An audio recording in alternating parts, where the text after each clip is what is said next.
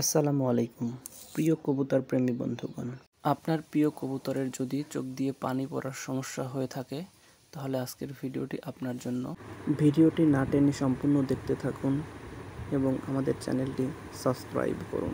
এরূপ সমস্যা হলে প্রথমেই আক্রান্ত কবুতরকে অন্যান্য কবুতর থেকে আলাদা করবেন এবং ভিডিওতে দেখানো ঔষধটি স্থানীয় ওষুধের ফার্মেসি থেকে সংগ্রহ করবেন। আই ড্রপটি 40 থেকে 50 টাকার মধ্যেই পাওয়া যাবে। কবুতরের সমস্যাটা যদি অল্প দিনের হয়ে থাকে তাহলে সকালে এবং সন্ধ্যায় কবুতরের প্রত্যেক চোখে 1 ফোঁটা করে প্রয়োগ করবেন এবং সমস্যাটা যদি দীর্ঘদিনের হয় তাহলে সকালে, দুপুরে এবং সন্ধ্যায় কবুতরের প্রত্যেক চোখে 1 ফোঁটা করে ওষুধ প্রয়োগ করবেন।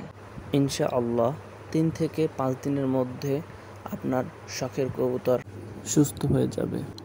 কবুতরের এই সমস্যাটা মূলত কৃমিজনিত রোগের থেকে সৃষ্টি হয়ে থাকে, সুতরাং আপনার কবুতরকে নিয়মিত কৃমি কোর্স করাবেন।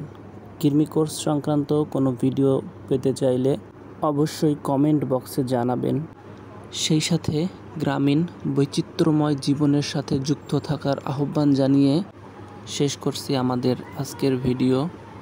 ভালো থাকুন আপনি, ভালো থাকুক আপনার শখের কবুতর। আল্লাহ হাফেজ।